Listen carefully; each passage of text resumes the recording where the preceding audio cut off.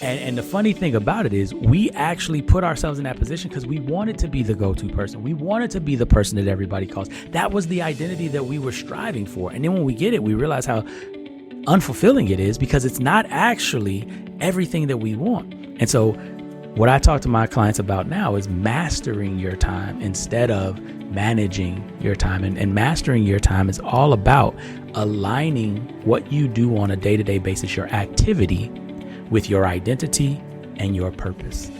Hi, I'm Becky. Welcome to Short Story Long.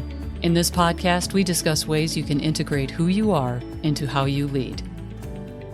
Today, I'm joined by Robert Heath Sr., a nationally recognized empowering leadership strategist, executive coach, and keynote speaker who knows about leading with impact. He's a former U.S. Marine Corps officer who commanded one of the largest companies in the Corps. Robert now works with high-capacity leaders to align with purpose, master self-leadership, and bring out the best in their teams.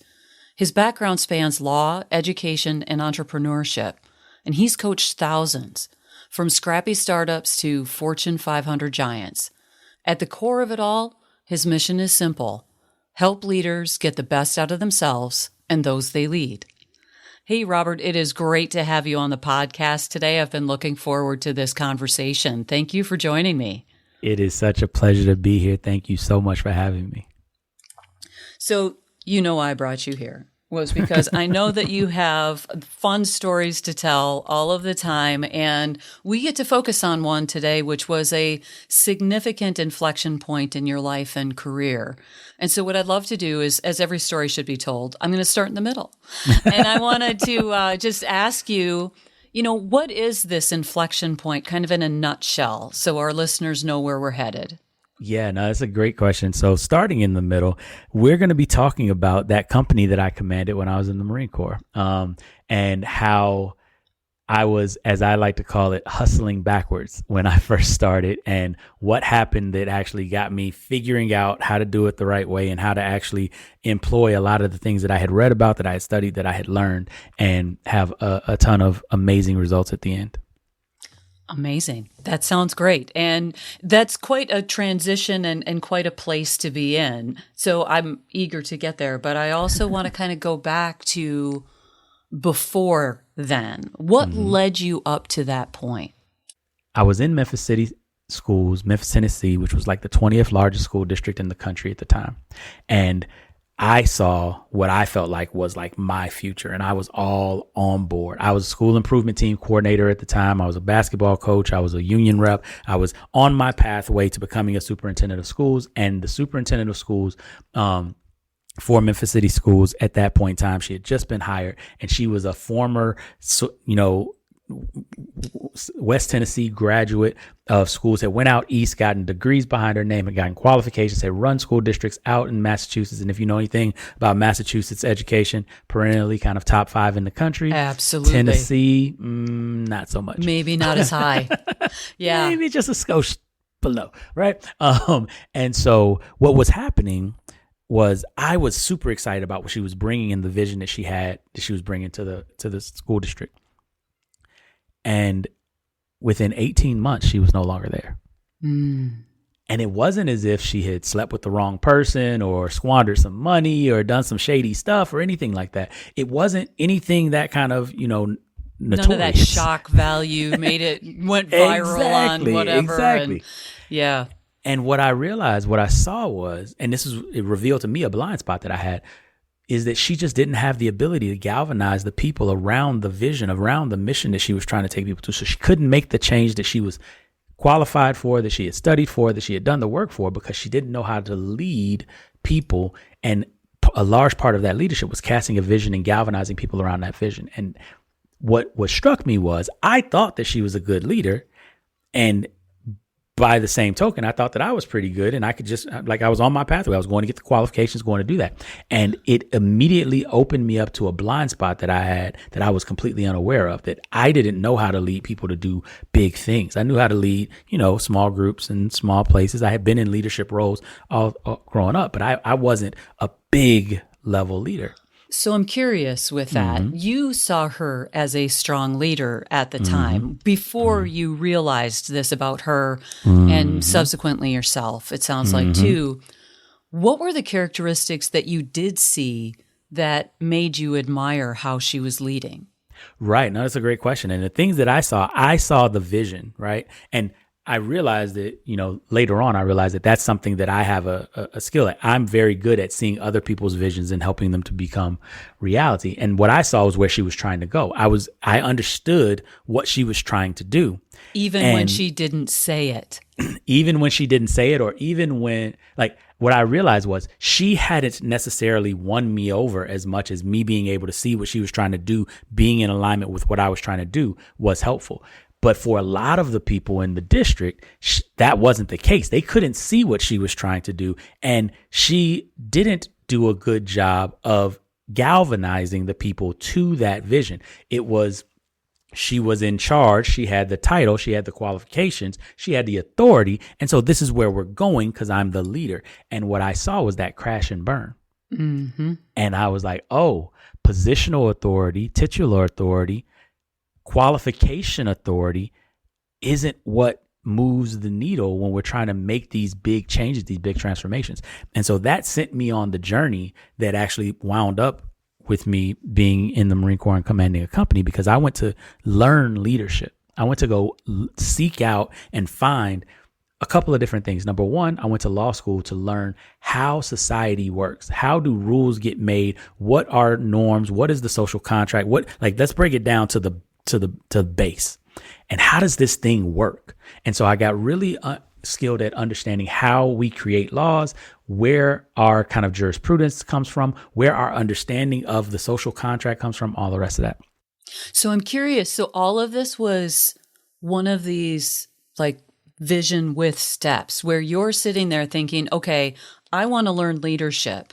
So I'm going to go to law school to understand the structures, and I'm going to go to the Marine Corps and learn how to really kind of motivate and persuade people and galvanize them, as you were saying. Yeah. So that was all very intentional for both of those steps. You had this long-term vision for yourself. Yeah, definitely. Okay. I call it my leadership sojourn, right? I went out into the wilderness and tried to figure this thing out before I tried to come back and do anything, because what I realized was that's me in 20 years if I don't figure this out. Absolutely. So what helped you pull those pieces together that should be your path forward?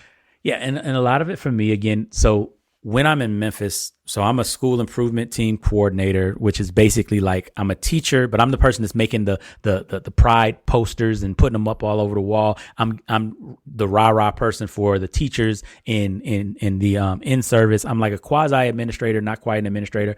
I'm coaching basketball. I'm a union rep. I've got, people in my discipline that I'm connected with at the board who are running the World Languages Organization. So I'm hearing things from all different places about where the pushback is coming for what's going on, right? Yes. And so I'm getting a lot of information. So you knew what the problem was. I knew what the problem was, and it shocked me. The things that I heard, and most of it was from people who weren't at the in-services, didn't do the time in the summer, didn't get the message as it was properly delivered. What I began to see was that there was so much more. There were so many more levers of power that you have to deal with rather than just convincing a small group of people to move forward. And that was the thing that for me was like, oh, this is different.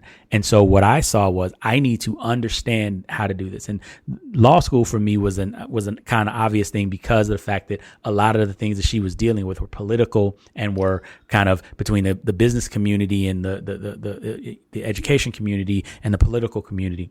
Okay. But the Marine Corps for me was actually one of those things where I remember reading Robert Kiyosaki and a number of other writers talk about the Marine Corps and the leadership that the Marine Corps teaches. I remember Robert Kiyosaki was a Marine Corps helo pilot in Vietnam. He's the author of Rich Dad, Poor Dad. Fred Smith, who is the founder of FedEx, is a former Marine Corps corporal. And I remember at the time, this was early 2000s, I had heard a stat where at that point in time, the Marine Corps had produced more Fortune 500 CEOs than any other leadership academy or training pathway in the country at the time, or in the world at the time. And so it was one of those things where I had it on good authority. And the last person that kind of put it over the edge is my father. Was in the Army, was a drill sergeant, was somebody that I tremendously respected. And even my father was like, if you want to learn leadership, if you want to be respected as a leader, right? That's where you go. That's where you go. He was like, if you want to be in your uniform and everybody know that you've done some things that you're actually, right, even amongst people who are in the service and in the military, go be a Marine. And so that was the thing that kind of pushed it over the edge for me. And so then I went to the Marine Corps, and now I'm learning leadership, and I'm there and I'm a sponge. I'm trying to figure out all the things.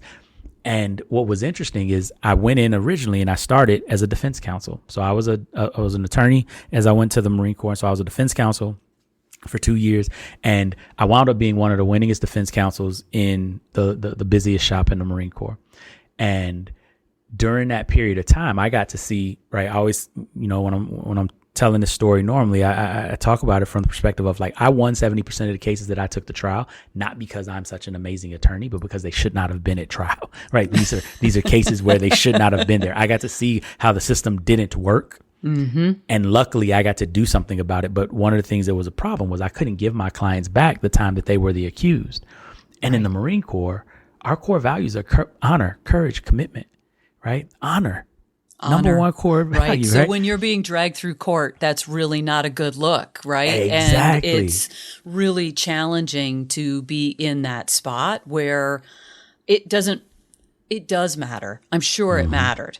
Mm-hmm. At the same time, like you say, you can't earn that time back, where what people were hearing about you is the negative story and not the positive, hey, this wasn't true, because that doesn't ring the bell in quite the same way. And you were talking too that this was a period in your life where you were what you called hustling backwards. What does that mean to you? What does that phrase mean? Yeah. So when I first took over command of Bravo Company for Headquarters and Support Battalion, Marine Corps Base Camp Lejeune, I was over actually the smallest company in the battalion at the time. We had about 220 Marines and sailors. And over the first couple of months that I was there, there were a couple of things that were really interesting. Number one, there were no lawyers in the company. So I didn't have any people working for me that did a job that I understood intuitively, right? Right. And one of the things that we were responsible for was making sure that the company was ready to go and be deployable at any point in time. And so there's readiness numbers that we had to hit. And when I took over the company, we started off and we were at 74% readiness against the standard of 85%. Okay. Right. 2 months into the job, we were at a level of 70% readiness against the standard of 85%. Oops.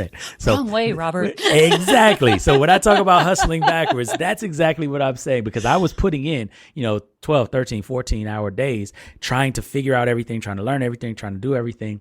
And no matter how much I was doing personally, our results were not improving. And that was the moment when we talked, the inflection point, if you would, where literally my wife tapped me on the shoulder and she said, hey, I didn't get married to be a single parent. And I was like, wait, ooh, that what lands. do you mean? Like, right. It was like a gut punch. And I was like, wait a minute. No, but I'm working. I'm taking care of my Marines. I'm a company commander. Aren't you proud of me? Isn't this what I'm supposed to be doing? And she's like, wait, hold on a second. Yes. And right. Because here's the deal. If you were deployed, I could completely understand. If you were in Iraq, if you were in Afghanistan, I could completely understand us not seeing you. But your office is 2.5 miles away from our front door. We live on base for a reason. And we don't see you more now as company commander than we didn't see you when you were a defense counsel and you had to go see your clients in the brig and you had to take care of stuff and you were in court, right? And that's not how this is supposed to be. We need you to be home and we need you to be present, but especially because when you are home, you're still not present. You'll be watching a movie and your mind is still at the office. Else. You're still over there. And so it was that moment that I realized that even though I was successful externally, I was successful professionally, I was missing and losing a part of what I had went into this for, because being a good husband and a good father was something that was really important to me. Right. And that was the moment where, again, all of this had led to me wanting to be a good leader and not to be the type of leader that is so singularly focused that I lose everything else, right? Because that was one of the flaws that I had seen, because the superintendent was so singularly focused on what her vision was, what she saw, that she didn't take the time that she needed to get the people to be on board, to get the people to be ready and willing to go forward. Yeah. So with that, I guess I wonder how much of what you were doing was still mirroring what you had seen her do, because the way that you describe that is, I have a picture in my head, and what other people aren't doing, I'm taking care of, and I'm rolling the ball backward, and I'm really just struggling here. And I wonder where were the parallels between what you saw her doing versus what you were doing? Yeah, I think that one of the things that had happened, and it was so interesting, right? Because part of the reason why I was back in that place was because the 2 years while I was a defense counsel, right, I'm back in professional mode. So as a defense counsel, as an attorney in the Marine Corps, for the most part, you're not leading individual Marines. We had some junior Marines that worked with us, but for the most part, you have your caseload, you're taking care of your Marines, you're doing a service, and you're making sure, right, I am the bulwark between the system messing up their career or them being able to actually serve their country honorably and do what it is that they want to do.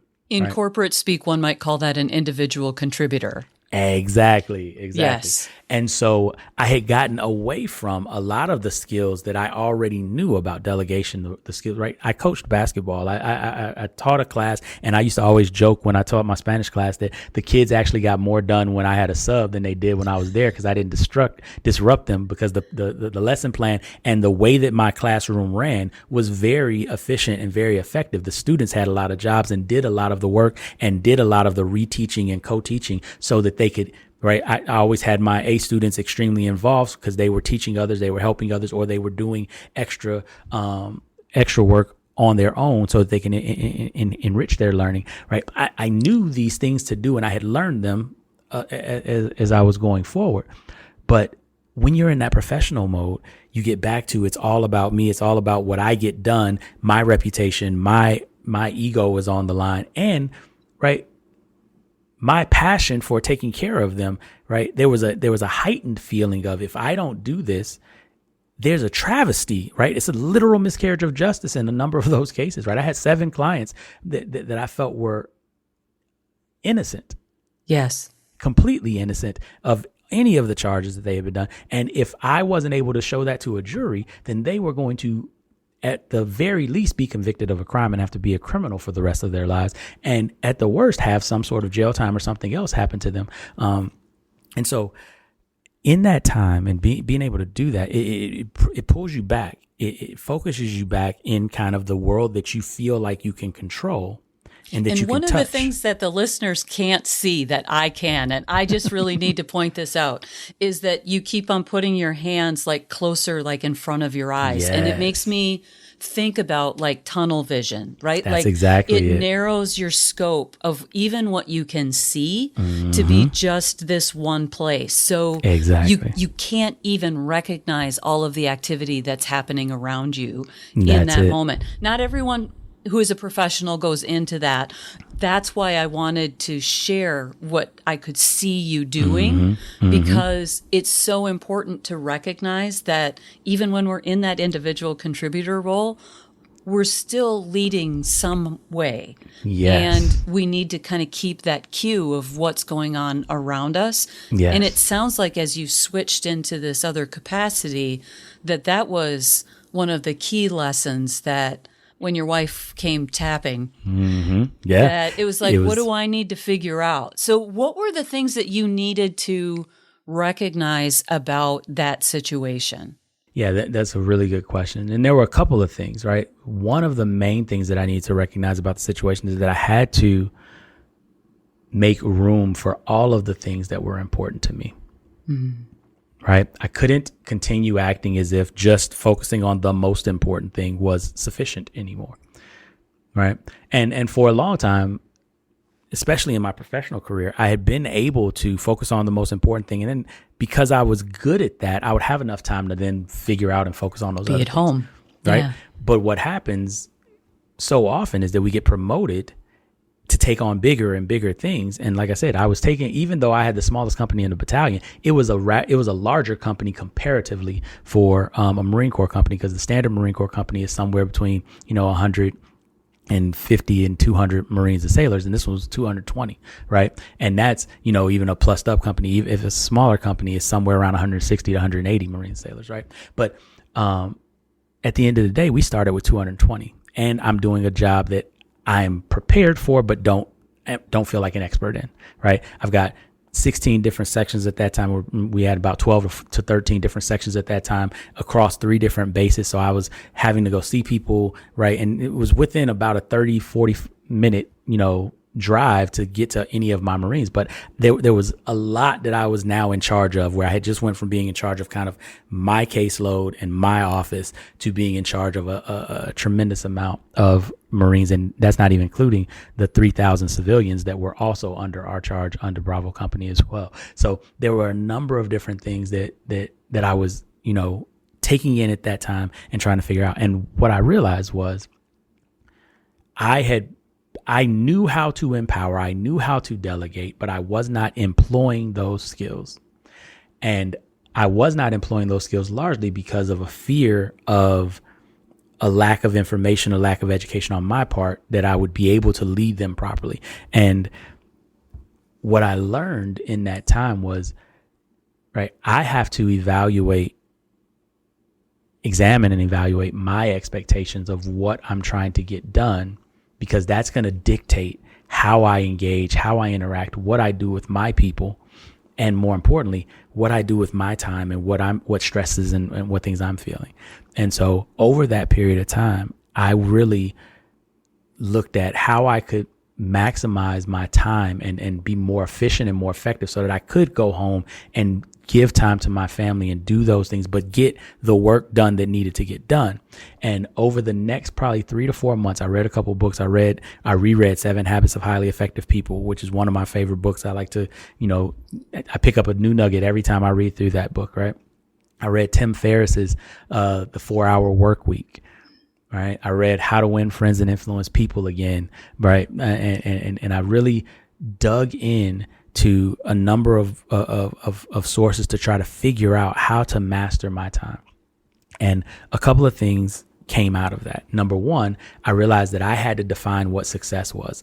All while I was going, I was just trying to keep my head above water, figure out what everybody else thought success was in this role. And that's where my wife and my kids weren't in that definition, because why would they have that as a priority? That wouldn't necessarily be the thing. And at some point, it sounds too like, because I'm hearing you say, I needed to be able to step out of all of the detail in order to see the full picture.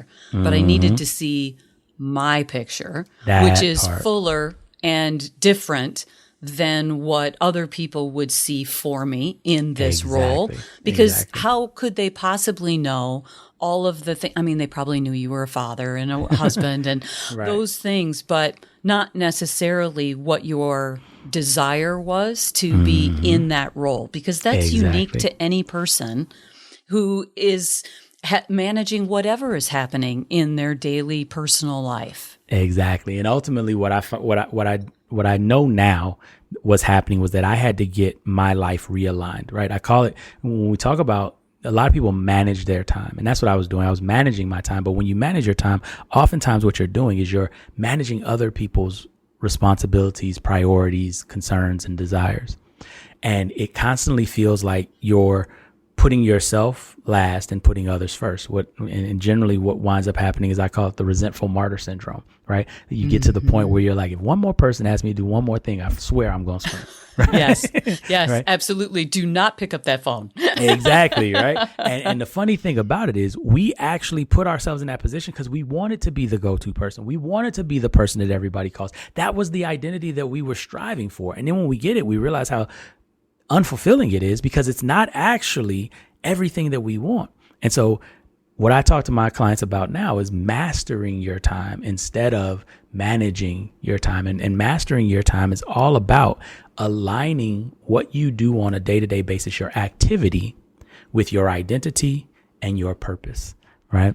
And I firmly believe that everybody has a God-given purpose, that everybody is here for a reason, and that there is a seed of greatness within each one of us to be, and when us being the best that we can be, literally, not just figuratively, literally makes the world a better place, right? And what I learned during that period of time was, if I can get my time, my day in alignment with my purpose and the identity that is in alignment with that purpose, then there's more than enough time to get everything done. There's more than enough time to make a tremendous impact. And so I found kind of 5 different steps that really helped me with that. And over that time, like I said, the first one is defining what that success is, right? And so often that's the hard part. I always call it, like it's like misalignment. If you've ever driven a car that's out of alignment, you know that feeling like exactly, right? But it doesn't start until you're going really fast. When you're going slow, you don't even know the car's out of alignment. Yeah, it's a little bit wiggly, but yeah, your steering wheel goes a little bit. But when it's fast, it can be like, oh wow, that's probably a problem then. That part, right? And you're going 30, 35, and you just kind of just pulling a little bit. It gets a little bit more difficult, and you're like, I can deal with this. I might need to get this checked, but it'll be all right. And then you get on the expressway, and that's where and it starts shaking and vibrating, and you're like, oh my God, this thing is about to fall apart. I'm going to fly off. Yes. Exactly. And so the only way for you to actually use that car is to just slow down and to go slower and slower and slower. And so for me, what I found is that like life is like that as well. And the funny thing about it is when you go to the mechanic and you think that everything is wrong with the car, and the mechanic's like, it's just a little bit out of alignment, a couple of millimeters. Yeah. And then they put it back in alignment and that car can fly, right? And you're barely 2 fingers on the steering wheel and everything is good. Yeah. And it's quieter. And it's quieter and it's safer and it feels more comfortable and more calm. It feels like you get everywhere easier. Yes. That is exactly what I feel like happens when we are in alignment in real life, right? And where I was at that point where I was going faster, I was doing more, I was in charge of more, and that misalignment, there was just a little bit of a issue before. It's like, and my wife was tapping me on the shoulder like, hey, we got to do something about this. Right. Yeah, because we're getting really kind of beat up here with the car vibrating the way that it is. Exactly. And so in those 5 steps, like I said, the second thing that I figured out was once you know what is important to you, once you know what your purpose is, once you know what your definition of success is, and that's one of the things that I found was I wanted to be a good Marine. I wanted to take care of my Marines. I want to be a good leader, but I also want to be a good husband, a good father, right? I wanted to see myself winning in all of the aspects of my life, not just in one of them. And that definition required different things. It required a different identity. Like I said before, it required me to be more than just a good Marine. It didn't mean that I wasn't a good Marine, but I was a good Marine and. Exactly. And I'm curious about as that vision opened up, because really that's what I feel like you're describing is that now I'm adding in the pieces that maybe I had set down or had not been carrying as closely. Exactly. In those kinds of situations, one of the things that I find with my clients is that they start to realize that it doesn't have to be fully compartmentalized, that some of the changes, kind of like that alignment piece, that a couple of the changes that you make actually flow across all of those, dare I say, stakeholders. Exactly. You are 100% correct. The thing that I like to say when I'm discussing that is, a lot of people talk about work-life balance. I personally think that's a myth, right? Work-life balance doesn't exist because when you think about balance, right? You think about scales, right? You got one side of the scale, you got the other side of the scale, and the two shall never meet, right? They have to be in balance. But that's a disintegrated part, person, right? Like you got one part of you over here and one part of you over here, and you're trying to balance them out, right? And they never interact with each other except to throw each other off balance, right? Exactly. One thing changes, and then all of a sudden you have to recalibrate everything in order to get it back into balance. Where if it's more like I don't know, the thing that I'm thinking of, and my science folks might be like, Becky, no. And I get that. I feel you. You can write in emails. It's fine. But I think about it as like a gyroscope, right? Where it starts spinning and it starts to almost self-correct in a way. Yeah. Because it's in motion and there is a little bit of a vibration as it turns out. But it's subtle and it's almost something that you can direct a little bit. Yeah, no, I love it. I love it. The analogy I always like to use is instead of work-life balance, I like the gyroscope idea though. So I'm processing that as we speak. But instead of work-life balance, I like to talk about work-life harmony. Right. And for me, right, as a music lover, one of the things that is so awesome with harmony is that it's not just that you've got the different things that are existing that are integrating and coming together, but more importantly, they're synergistically integrating so that when you hear harmonies, there is an experience for the listener and for the singer or the musician where the vibration is different because the sum is greater than, the whole is greater than the sum of its parts. There's a different vibration that's there. And that's where the synergy comes, where 1 + 1 doesn't equal 2 anymore. It equals 1,000. It equals 1,000,000. You can create from that integration. And what I believe is that our lives and the disparate parts of our lives, right? Who I am at work should positively interact and integrate with who I am at home, and who I am at home should positively integrate with who I am when I'm in the community, because I'm the same person everywhere I go. And so the energy that comes from those being in harmony makes me better in all of those spaces. And it creates the opportunity for me to help others be better in all of those spaces. And so that's kind of the idea that I like to think about when we're talking about integrating ourselves and mastering our time and being aligned. It's that alignment creates a harmony. It creates a resonance such that everywhere you go, you make things better, you become better, and there's a synergy that happens. And it makes me think about sometimes with music in particular, if you think about them in the parts, and this is I guess it is also in cooking is what is occurring to me even as I'm saying this, is that each of the parts you think, really, is that going to go together?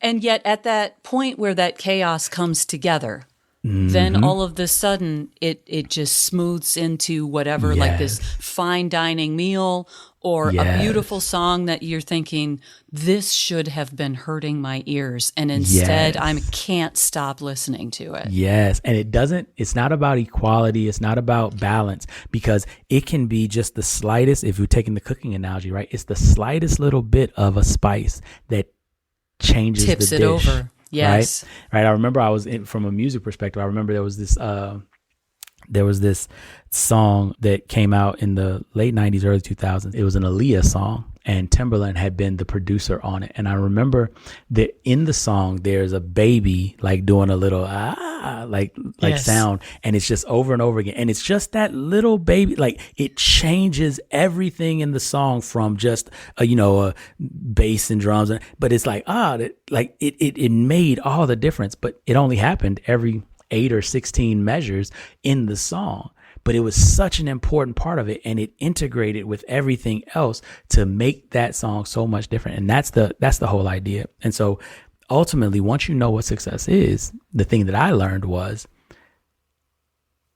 you have to be able to chunk it down, because then it can get overwhelming. It can seem really big. It can seem like too much. And so the next step that I learned was you have to be able to set and align your priorities now that you know where you're trying to go, what you're trying to do. And that's a process. One of my mentors had explained it like expert chess players, grandmasters in chess can think 20, 25 moves ahead. But if they do move 22 when they're supposed to do move 1 or move 2, they're going to look just like an amateur chess player. Yeah, because it's an amateur move. Exactly. Right. Yes. And so it's not just about knowing where you're going and knowing what good looks like. It's also about being able to break it down and understand what order things need to go in. And that was one of the things that really helped me to reduce a lot of the stress, because part of the reason why I was working so many hours is because I was sitting there and trying to figure out, all of the things that I had to do with all the different sections, and being able to break it down into component parts and see. But here's the funny thing. I couldn't break it down into smaller parts until I knew what the big picture looked like. Yeah. Until you have the end in mind. there's nothing to really break down because you don't have a whole piece, right? I think about, apparently I'm hungry because I'm thinking of bread.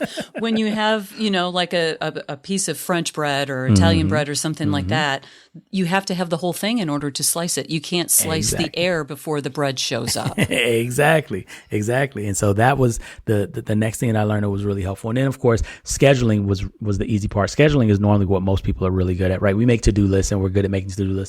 But the beauty of the to-do list, once you know where you're going and you know what your priorities are, is that the right things get on your to-do list. And this is, again, a Stephen Coveyism, right? You want to put the rocks on your to-do list first, and then the pebbles, and then the sand, right? You don't want to start with the sand because then there's no room for the more important things. And learning and rearranging my schedule so that the important things on my schedule went on my schedule. If there was time with the family, it went on my schedule. If there were phone calls that I needed to make, if there were things that I needed to do, if there was working out for me, whatever it was on my schedule first before I allowed it to fill in with any of the other things that were the extras, that were the also things that I could do, right? The also rans, I like to call them. I like to call that the noise myself. Exactly. I like that. Yeah. The noise, right?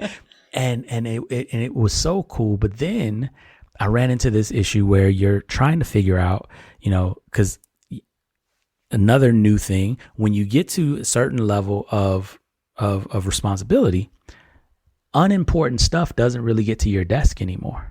Everything that comes across your desk is important. It's just the degree of importance that is, even if it's just because the person who's bringing it to you is important. And then you have to figure out how to set and enforce boundaries, which was something that I had never really had to, deal with a lot, except for, obvious boundaries. Like, I'm not going to let nobody punch me in the face or talk to me crazy, right? Like, yes. just basic stuff. Right. But now you have to figure out how to set boundaries around how people are going to communicate with you and what modes of communication are you going to use and things like that. And it was daunting at the beginning, trying to figure it all out. I remember reading Tim Ferriss in the 4-Hour Workweek, and he was talking about how, he was an e-com business owner. And so he was like, I check my email once a week.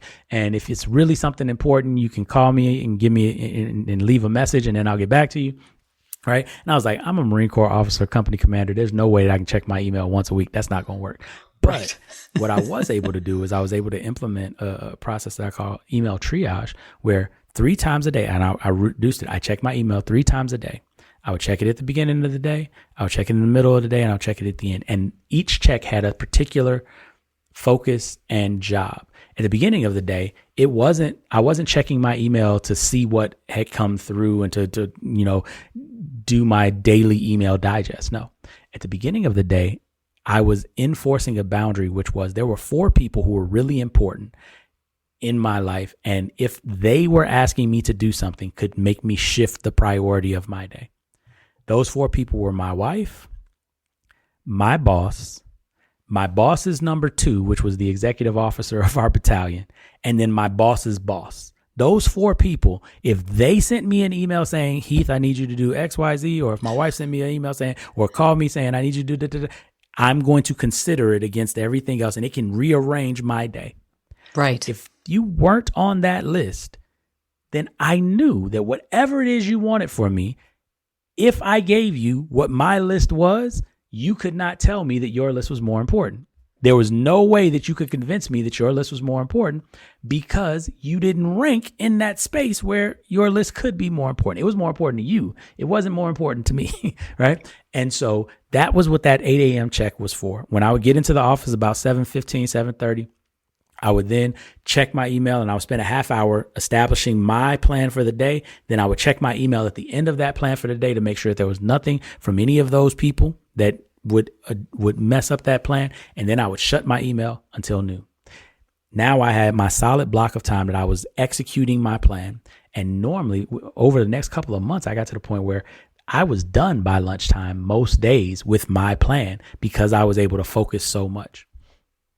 But then at noon, I would check it again and I would see, okay, is there anything that's come in from any of those people first, right? That will, always first. That will shift my afternoon. And if there was nothing from them, then I would look and see, is there anything that's come in from anybody else that I can address right now or that I need to address so that I at least can give them a 24-hour, hey, I've seen this and I'll get to it when X, right?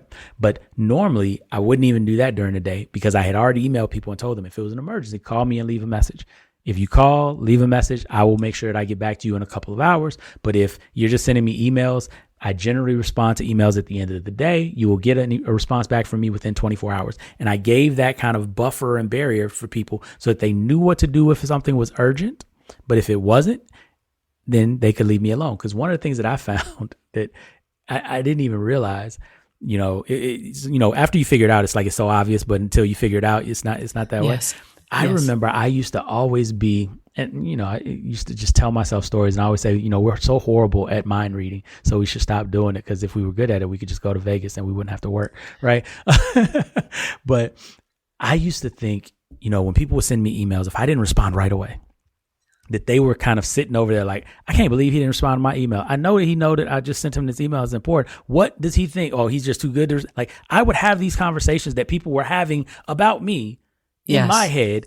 And what I found out was that it can not be further from the truth. And the way that I figured it out was I would impose these unreasonable standards of responding to people. And then I would send, like, somebody would send me something and I would send back because I had a question. I'm like, oh, I need you to give me X so that I can give you what you're asking for. So I send that email, fire it right back off. And then one day would pass. Crickets. 2 days would pass. 3 days would pass. And now in their email, they were like, can you get to this to me as soon as possible? Right. So it seemed urgent. Right. But then I would send them back saying, hey, I need this from you so that I can get that. And don't hear anything today. Don't hear anything tomorrow. And I was like, oh, maybe I'm misreading this whole urgency maybe thing. Urgent to them isn't the same as urgent to me. And part of that too becomes this whole process, right, of making up the story that someone else is telling. Because the fact is, there are folks who are like, I can't believe that he didn't respond to my email. And the question for me then becomes, how much do you care that that person is speaking that way? Yeah. Because it's an unrealistic expectation. And if people are holding you to an unrealistic expectation, why are you twisting yourself in order to meet something that's not reasonable? Right. I guess I'm hearing too, right? Like there are these lessons that you learned that are what I might call the pragmatic kinds of lessons in this process. Yeah. I'm curious, what is it that you, as you look back on that time, would say that you learned about yourself in that time? Yeah, no, I think there were a couple of things. Number one, like I was telling you, like I had bad self-talk that was going on in my head. And to your point, as you were making it earlier, right? Like there may be people out there who actually do say those horrible things.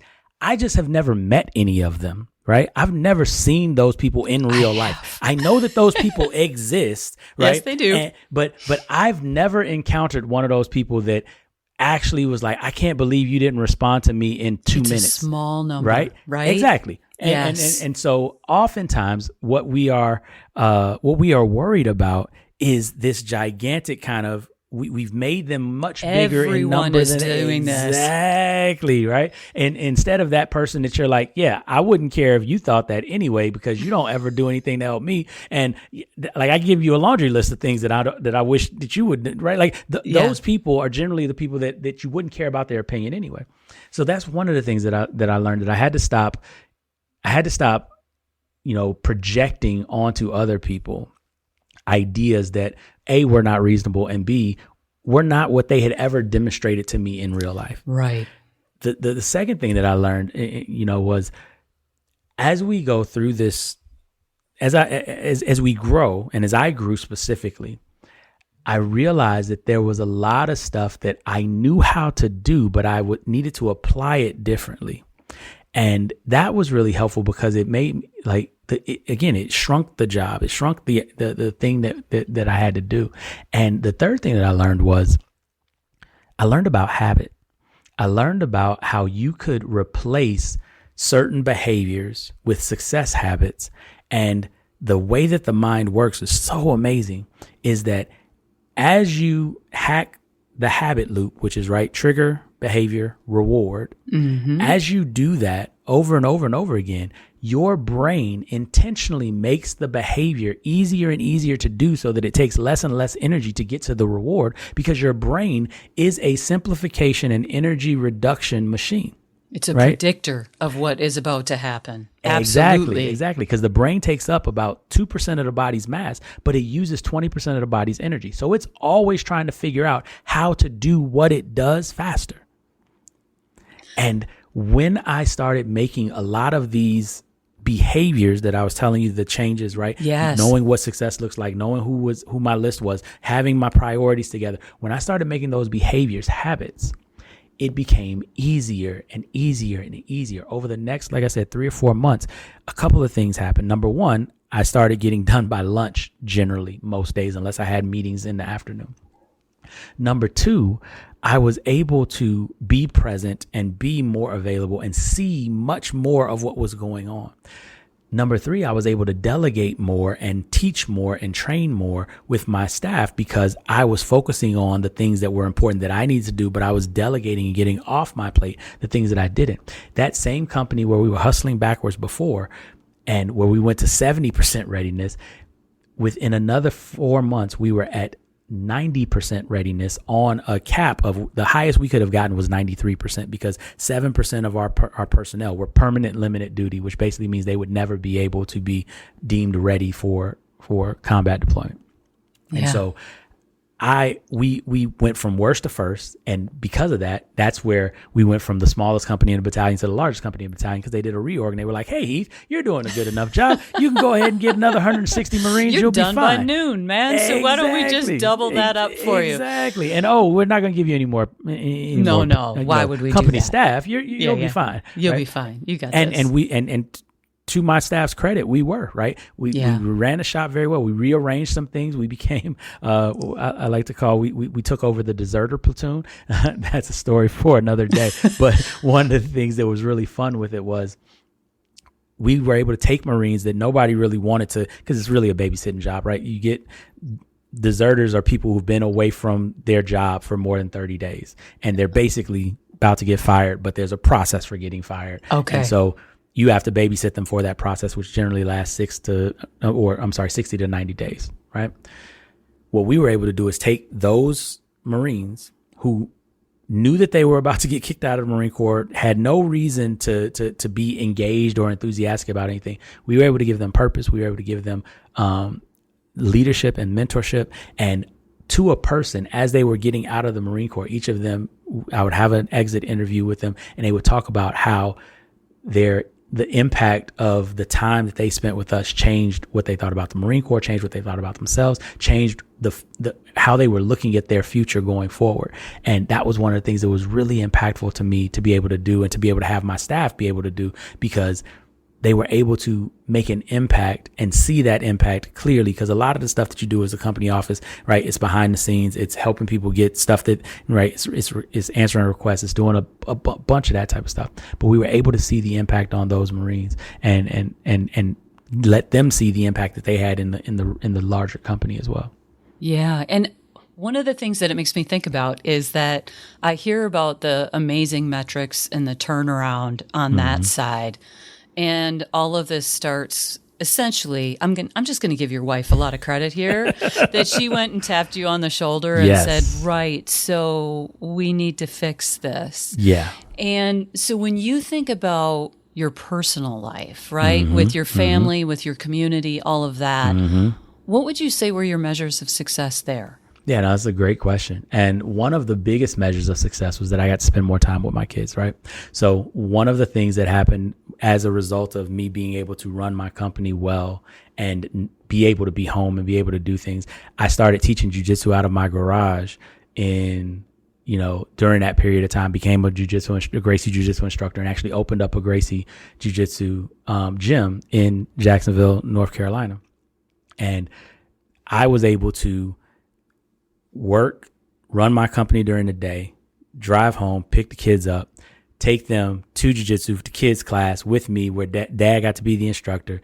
And then they were able to either hang out with me while I was teaching, or we had, or my wife would be able to take them. But then she was running a gym. She was a Zumba instructor and a group fitness instructor. So when we didn't have that, then we had a nanny that was there who was able to come in and watch the kids while they were at the gym with us. And then I would be able to go home, put them to bed, all the different things. And I was able to be present on the weekends. We were able to go and take trips, and the kids were able to have, piano lessons and voice lessons, and I was able to be there for all of those things. I was able to coach my son's my daughter's basketball team, and all of those things I was able to do. And me and my wife were able to hang out and take, our trip for our anniversary.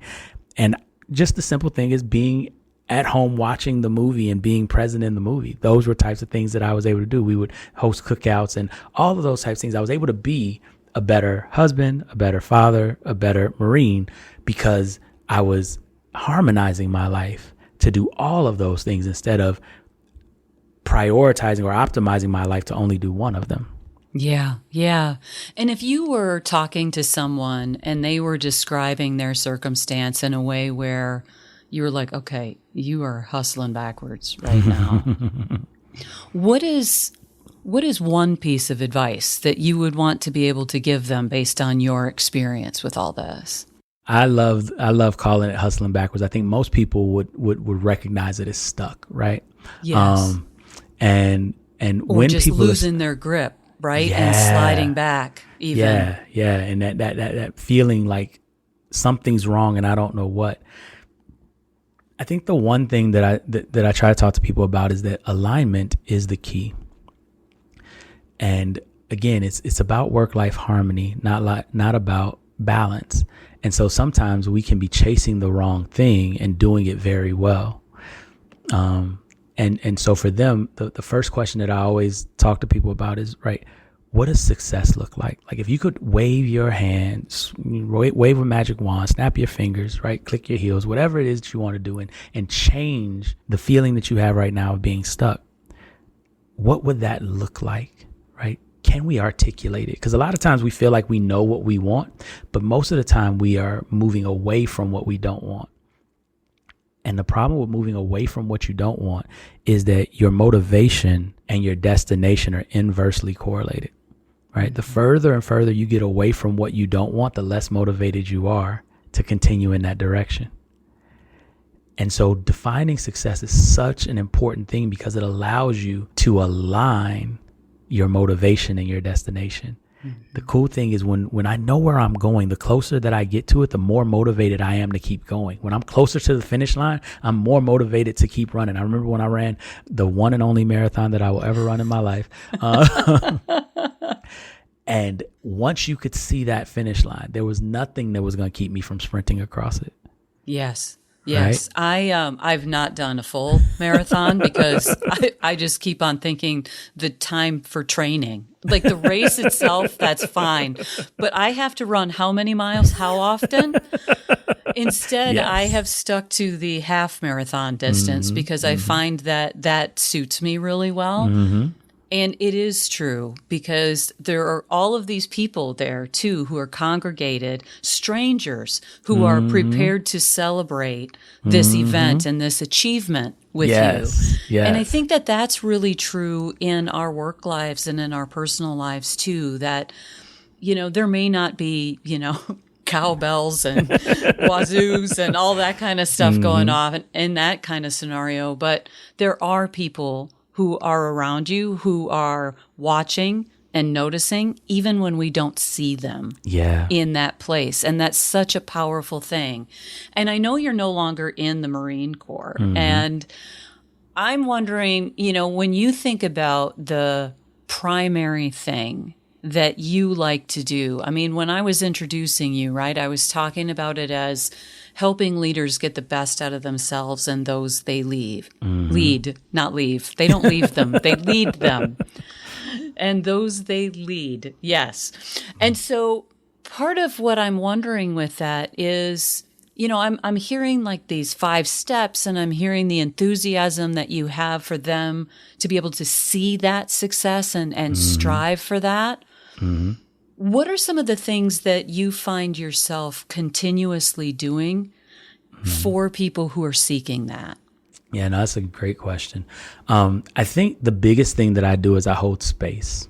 So often, and like I told you the story of the frenetic nature of just going and being the professional and doing the thing. And it was my wife who tapped me on the shoulder, right? And then, of course, I had to go and figure it out. But nonetheless, it was that ability to have somebody that can say, hey, and what I call it is holding up the mirror, right? Mm-hmm.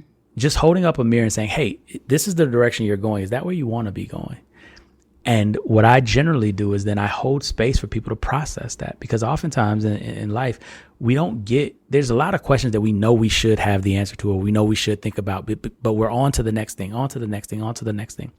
And so with my clients, oftentimes what I'm helping them do is to take the time to process, to think through, to get into a state of alignment where their subconscious and their conscious mind and their sense of knowing, right? Which is that feeling, that resonance, versus that conscious knowing, which is that intellectualism, right?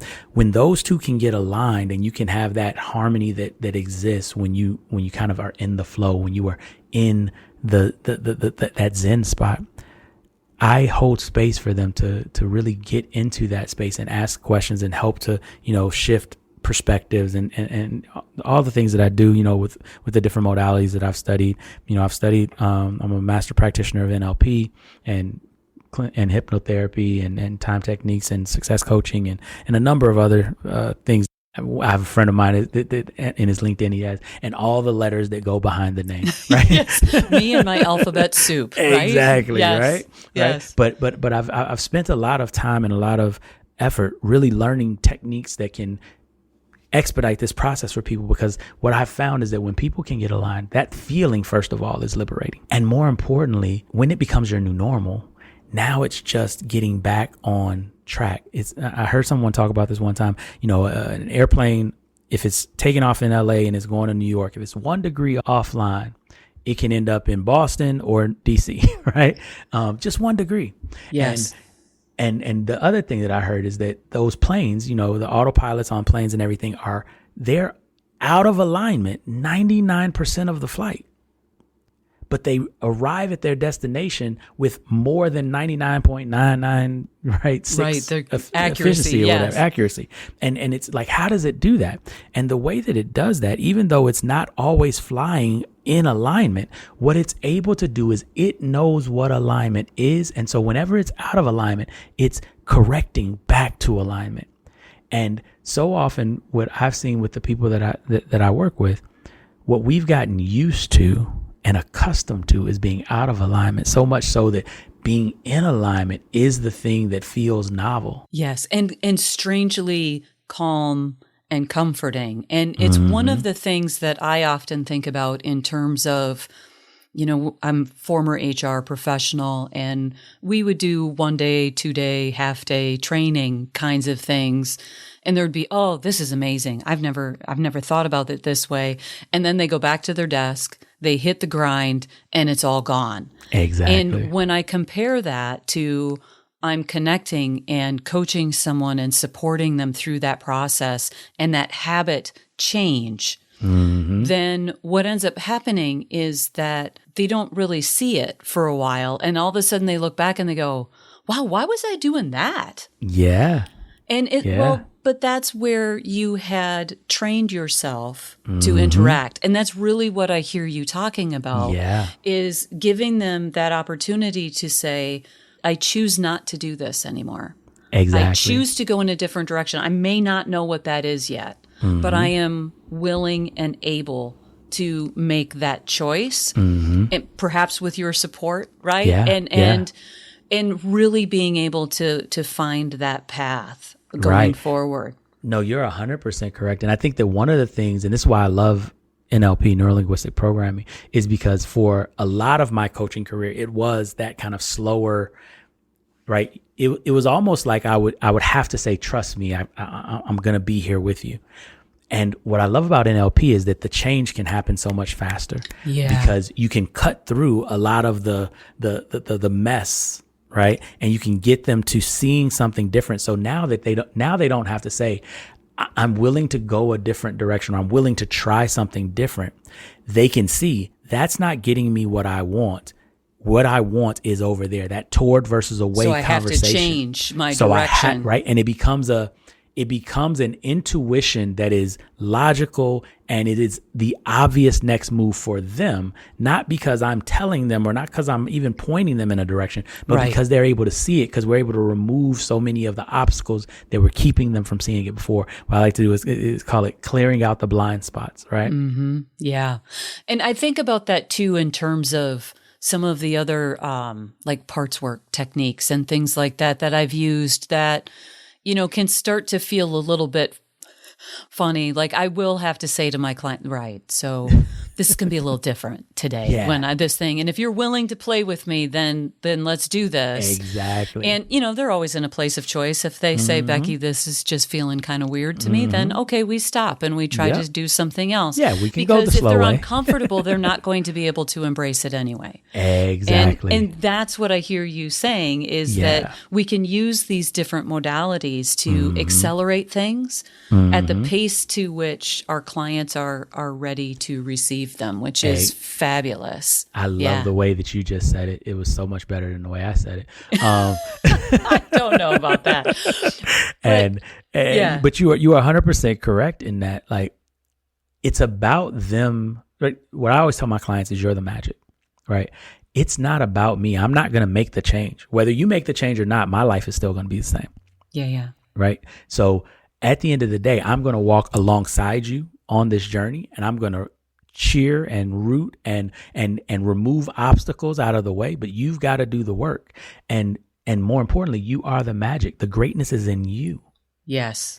And no one else can do this for you. And it really needs to just keep on going forward. And, as we've been talking about this, it makes me just think about all of the different ways that you have an opportunity to impact someone's life. And I guess I'm wondering, is there anything that you feel like we haven't talked about, or something that you wanted to ask me about some of the things that I do that would be helpful for our listeners? Yeah, I think one of the things that has always stood out for me about what you do is there is a warmth, and there is an ability that you have to kind of draw out of them, or draw out of people in conversation, things that they would not necessarily ordinarily share. Yes. And I wonder, like, where did you derive, like, where did you get that? Like, where did that come from? Have you always had that ability? Is that something that you developed as a skill? Like, tell me a little bit about that. Yeah, thank you for that.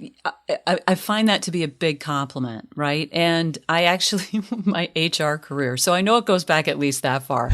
I had one of my HR clients come into my office, and we were talking for a while, and he just dropped his head at one point in time. He goes, I don't know what it is about your office. I come in here and I feel like I've gone to confession. And I was like, okay, so there are a couple of reasons that can't be true right now. However, I love the spirit of what you're talking about. And I think it has always been that way. I think that I was definitely a big observer when I was a child growing up, and kind of paying attention to what's happening, what's the temperature of the room, all of those kinds of things that made me very sensitive. Maybe I was born to be that sensitive. Maybe I developed it. Maybe, in my opinion, probably both. And I think that has actually really helped me pick up on some of those subtle cues of what's going on with people. So I can't help but ask the question. And so I say, there was something that just happened there. Can you talk to me a little bit about what just went through your head, if you're willing to share that with me? And in a coaching conversation, they're all like, oh yeah, I'll share, right? That's why I'm here. Exactly. But I've found that people are very willing to say, well, this is what that made me think of. Or, I just had this moment that was really weird, and I just felt this thing. And there's a safety, I think, that I create because I'm asking those questions in that way, because it's not like, what was that? Yeah, right? I mean, that's some what I of was just it is about to say. tonality. Yeah, what I was just about to say is the way that you do it, and I've watched you, in our interactions with other people and in our interactions with each other, and the way that you do it is so devoid of judgment. It's literally, and one of the things I talk about in my communication course is leaning into curiosity, and like you are the embodiment of that. There's a disarming that happens when you ask a question, because you can feel the energy of your curiosity that I think is so powerful. And I thank you. I love our conversations because I love to be able to be in that space. Well, and I feel like I'm just obligated to say that judgment wasn't always missing, right? Like that was one of the things that I needed to learn, because, I've my husband and I were in a place once, and the bartender, if I'm honest, came up and he said, "Oh yeah, you're the judgy couple." And we both went home going, "Well, I mean, you're not wrong, but seriously, that's rude. How dare you?" Exactly. How dare you be so honest with us? But it was kind of funny, and at the same time, I thought, wow, I don't want to be seen that way. And it's so funny how we hear something like that in a completely different context. And it's like, yeah, like even if he was just being snide, which was entirely possible and likely, a little judgy there too, but there you go. Right. But I think that there is a whole way of how we interact with people. And I'm wondering, as you went through like the NLP training and some of the other things, how did you develop that way to approach people to help them feel calm and safe when you were creating that space for them? I love that you asked that question. The answer is kind of a little bit along the same lines as yours, in that I first horrifically and stupendously messed it up such that I realized that was not what you wanted to do. I was so I am an ENTJ as a Myers-Briggs, right? So I am a thinker and a judger. And I have always wanted to help people, but I'm a problem solver. I was growing up, I was the type of person, you tell me a problem, I'll give you a solution. You give me a problem, I'll give you a solution. And I learned maybe 10 or 15 years ago that doesn't work really well in marriage. Particularly. Right? Because oftentimes people don't want a solution. They want to be heard. They want to be seen. They want to feel valued and feel like they can express themselves in a space where people will listen. And you can't do that if you're always trying to solve the problem. So I had to learn, and one of the things, the wisdom that I learned with my wife was I had to learn to ask this question before I started trying to solve the problem, which was, do you want me to try to solve this, or do you want me to just listen? And what came away from that was, interestingly, 3 different answers. I had not anticipated this, but there were 3 different answers that were possible. Number one, of course, yes, I need you to help me solve this. Turn on your brain. Join me. Yes. Exactly. Join in. Let's go. I want your solutions. That was rarely the answer, but every once in a while it was like, oh yeah, you did marry me because I have this skill, right? And then the other one, of course, is no, I just want to vent. I just need to talk it out. I just need to hear it out loud and get it out. Be so that my I can absorption. Go fix it. Yes. Exactly. Right. Yes. But interestingly enough, that also wasn't the most common answer. The most common answer was the third one that I did not know existed before I began to ask this question. And that was the answer of, I'm not really sure what I want right now. Mm-hmm. And what I realized in that moment once I started, doing the tallies and seeing I'm getting this, I'm not really sure answer a ton. What I figured out was, when I would go and try to solve the problem, 2 out of the 3 opportunities that were there, I was doing the wrong thing, which is why my results were the way that they were. And there was this wise teacher that once said something that went a little bit like this: there is no try, either do or not do. And for the listeners out there who don't know, that was the great and wise Master Yoda. And what I took from that was, we can't try to help. You're either helping or you're not. And so I became very attuned to, is what I'm doing helping? Because that's the result that I want. And if it's not helping, I must change what I'm doing to make sure that I'm helping. Because the other person has whatever problem they have. They came to me with that problem. And so unless I'm helping, I'm not really helping.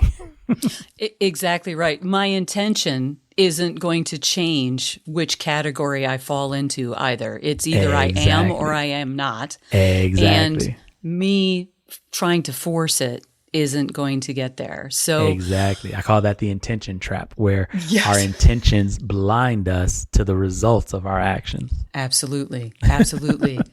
And I know I could keep a conversation going on with you for so much longer, so we'll have to find a way to do that again soon. But Yes. for today, I think that this is a really great place for us to kind of pause our conversation, and certainly want to encourage anyone who is listening that if there are things that you heard Robert talk about that you're really excited to learn more about, we're leaving a bunch of information out there into the show notes, so make sure that you look him up and get to know him. I know that in my time getting to know Robert, it has been a great pleasure, and I appreciate you being here today.